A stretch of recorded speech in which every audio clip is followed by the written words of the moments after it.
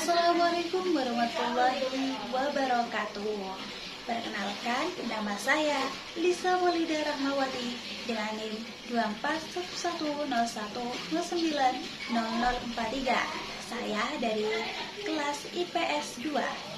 Pada kesempatan kali ini saya akan bahas materi tentang toxic masculinity, toxic femininity, dan juga dampaknya bagi kehidupan sosial serta kesehatan mental.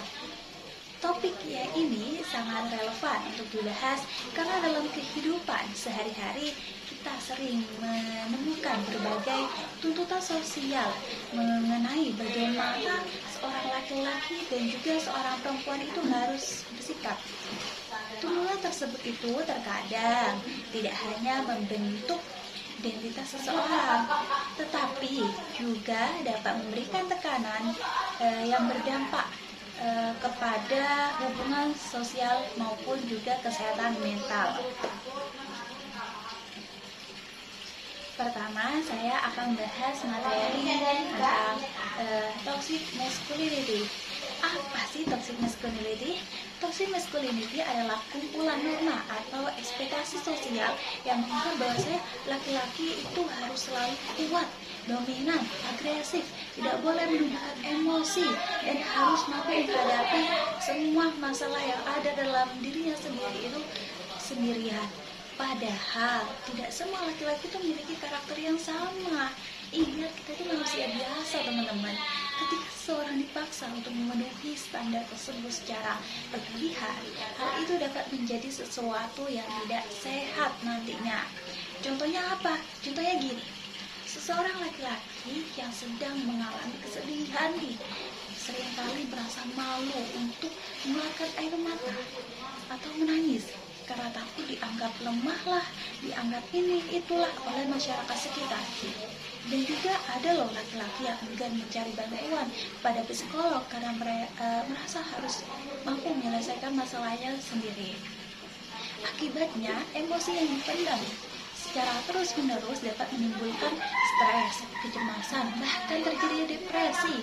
Penting untuk dipahami bahwa menjadi laki-laki yang kuat tidak berarti harus menekan perasaan.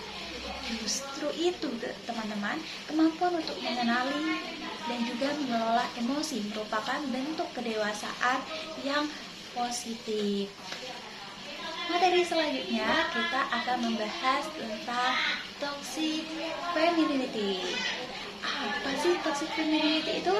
Toxic femininity merupakan tekanan sosial yang mengharuskan perempuan selalu bersikap lembut, penurut, tidak boleh menunjukkan kemarahan, dan juga harus mengutamakan kebutuhan orang lain dibandingkan dirinya sendiri.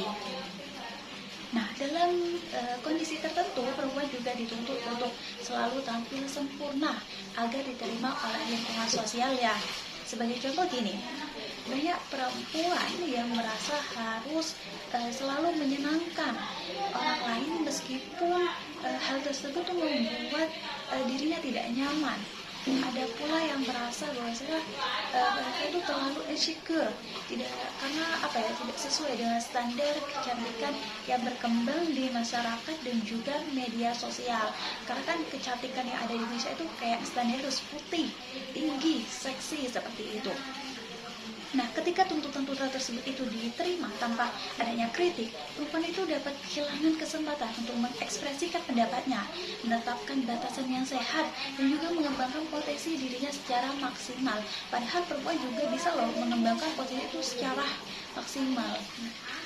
Nah, jadi baik toxic masculinity maupun toxic femininity itu sebenarnya memiliki akar yang sama, yaitu stereotip gender yang terlalu kaku. Stereotip ini membuat seseorang dinilai berdasarkan harapan sosial tertentu, bukan berdasarkan karakter atau kemampuan yang dimilikinya.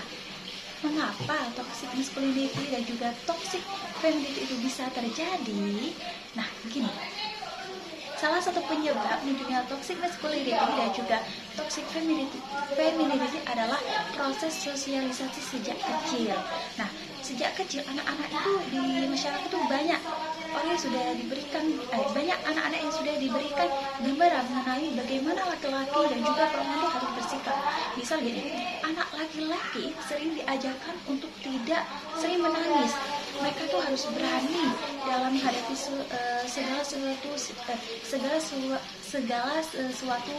segala situasi. Sementara anak perempuan itu sering diajarkan untuk selalu bersikap lembut, sabar, tidak banyak membantah gitu. Selain keluarga, media juga menjadi peran yang cukup besar dalam membentuk pandangan tersebut ini. Film, iklan, maupun media sosial sering menampilkan gambar laki-laki yang ideal, seperti sosok yang kuat, tidak emosional. Sedangkan perempuan itu ideal digambarkan sebagai sosok yang cantik, ramah, dan juga selalu tampil sempurna. Nah, ketika gambaran ini terus-menerus diterima tanpa disadari bahwa orang merasa harus memenuhi standar tersebut agar diterima oleh lingkungannya. Lalu bagaimana dampak dari toxic masculinity dan juga toxic femininity terhadap kehidupan sosial? Dampak pertama yang terjadi adalah munculnya hubungan yang kurang sehat.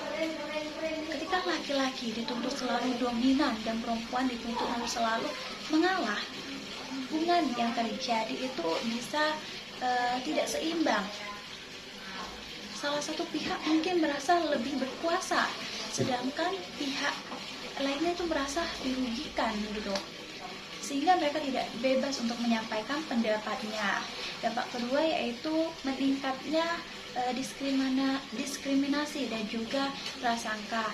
Misal nih, laki-laki yang memilih pekerjaan yang dianggap feminim itu seperti menari gitu atau memasak sering mendapatkan stigma buruk di dalam masyarakat.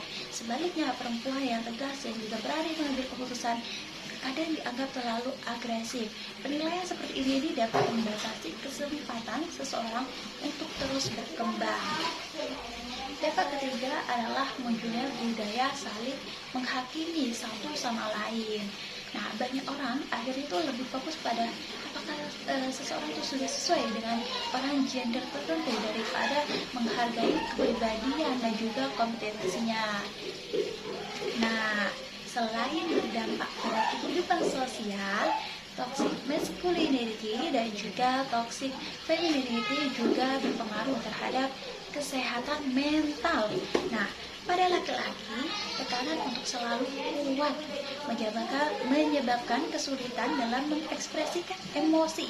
Mereka cenderung memendam masalahnya sendirian, tidak bercerita kepada orang lain, sehingga resiko stres, kecemasan, bahkan juga depresi itu semakin meningkat di dalam masyarakat. Sementara itu pada perempuan, tekanan untuk selalu terlihat sempurna menimbulkan rasa tidak percaya diri atau insecure gitu, kecemasan berlebihan, dan juga masalah citra tubuh atau body image gitu. Banyak perempuan merasa dirinya tidak cukup baik hanya karena tidak memenuhi standar kecantikan atau apapun yang telah ditetapkan oleh lingkungan atau media sosial. Dalam jangka panjang, tekanan tersebut itu dapat menurunkan kualitas hidup, mengganggu hubungan sosial, bahkan juga mempengaruhi produktivitas seseorang dalam belajar maupun bekerja. Oleh karena itu, teman-teman sekalian, diperlukan perubahan cara pandang masyarakat terhadap peran gender.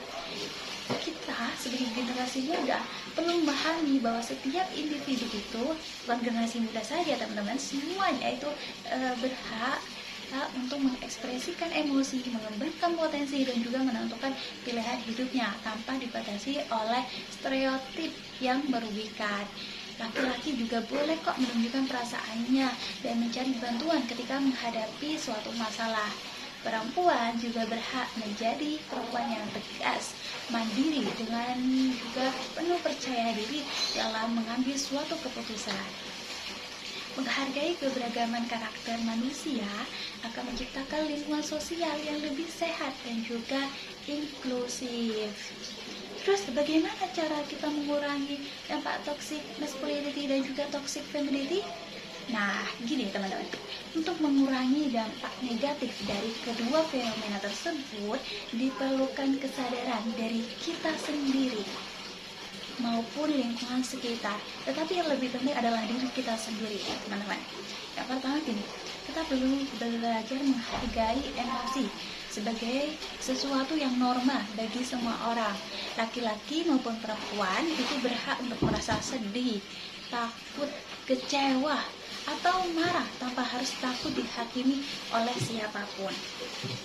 Yang kedua yaitu kita perlu mengurangi kebiasaan memberi label berdasarkan gender. Itu tidak boleh teman-teman. Misal gini, kita tidak menganggap suatu pekerjaan hanya cocok untuk laki-laki atau hanya cocok untuk perempuan.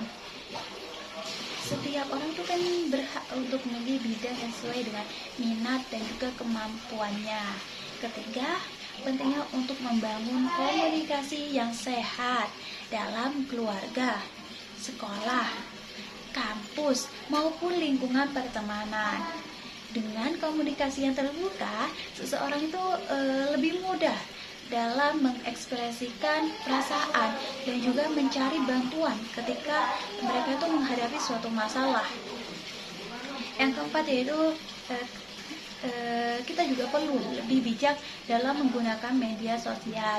Tidak semua standar kehidupan yang ditampilkan di media sosial itu harus dijadikan sebagai tolak ukur keberhasilan atau juga kebahagiaan seseorang. Karena gini teman-teman, setiap individu itu memiliki perjalanan hidup yang berbeda-beda. Dari penjelasan yang saya sampaikan dapat disimpulkan bahwasanya toxic masculinity dan juga toxic femininity merupakan bentuk ketekanan sosial yang berasal dari stereotip gender yang berlebihan. Nah, keduanya ini dapat memberikan dampak negatif terhadap kehidupan sosial maupun juga kesehatan mental. Oleh karena itu, pentingnya bagi kita untuk membangun pemahaman bahwasannya nilai seseorang tidak ditentukan oleh seberapa sesuai dirinya dengan standar gender tertentu, melainkan oleh sikap, kemampuan, dan juga kontribusinya dalam kehidupan sehari-hari. Sekian materi yang dapat saya sampaikan. Terima kasih atas perhatiannya. Saya akhiri. Wassalamualaikum warahmatullahi wabarakatuh.